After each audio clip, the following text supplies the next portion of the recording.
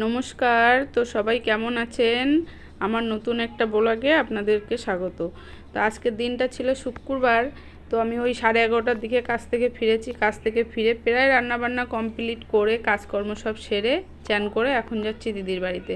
আমাদের ভাইফোঁটা নিয়ে কিছু আলোচনা আছে 3 ভাই বোনের, ওই জন্য সবাই মিলে দিদির বাড়িতে। আমাদের প্রত্যেক বছরই এমনই হয়, ভাইফোঁটায় আমরা 3 ভাই বোনে একসঙ্গে মিলে আলোচনা করে খাওয়া দাওয়া কি হবে, কি রান্না হবে, কি কেনাকাটা করতে। তো দেখুন আমাদের তো আলোচনা কমপ্লিট, আমার বাড়িতে রান্না বান্না হবে। আর যেহেতু দিদিরও আর টাইম নেই, দিদির বাড়িতে সামনে লক্ষ্মী পুজো আছে, দিদিদের কালী পুজোর লক্ষ্মী পুজোটা হয়, তাই আজই আমরা কেনাকাটা করতে বেরোবো।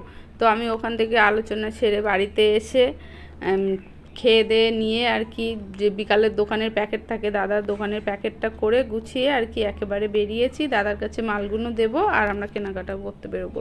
তো আজকে আমরা দমদমে যাচ্ছি কেনাকাটা করতে।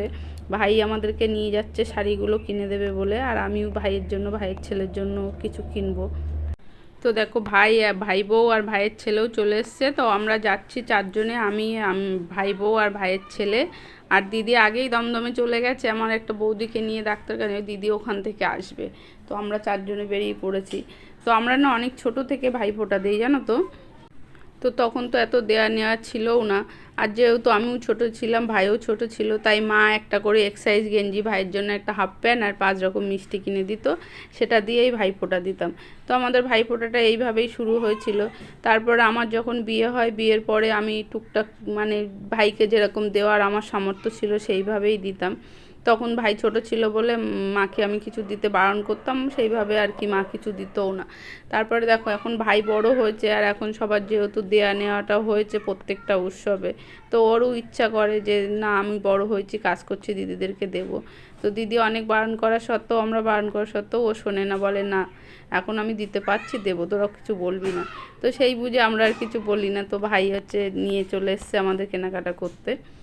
তো দেখো আমাদের অনেকটাই কেনাকাটা কমপ্লিট। ভাইয়ের ছেলেরটা আমার কেনা হয়ে গেছে। আর দিদি যেহেতু আসছে না, তো আমরা কতক্ষণ দাঁড়িয়ে থাকবো, দিদির একটু দেরি হচ্ছে।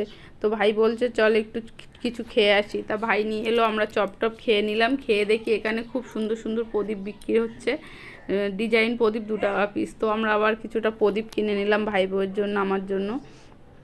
তো প্রদীপ কিনে আবারও দেখো আমরা চলে এসেছি শাড়ির দোকানে। এবার দিদি আমাদের সঙ্গে চলে এসছে। তো এবার আমাদেরকে শাড়িগুলো দেখা হচ্ছে। যেহেতু শাড়িটা দিদি আমি নেব, তো ভাইয়ের ইচ্ছা আমরা আমাদের নিজেদের পছন্দ মতো নিই। তো ওই জন্যই আর কি দিদির জন্য আমরা অপেক্ষা করছিলাম, শাড়িটা আর কিনিনি। তো এবার আমরা শাড়িটা নিচ্ছি। তো তোমাদের কার কার বাড়িতে এরকম ভাইফোঁটার উৎসব পালন হয় অবশ্যই জানিও।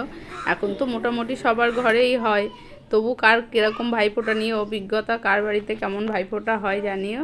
তো দেখো আমি তো কেনাকাটা করে বাড়ি চলেই এসেছি। এটা ভাইয়ের ছেলের জামা, এটা ভাইয়ের। আর এই যে আমরা 3টে শাড়ি নিয়েছি, এইটা লালটা ভাই বউয়ের, এটা আমার, আর কালোটা দিদির জন্য। তো কেমন লাগলো ব্লগটা অবশ্যই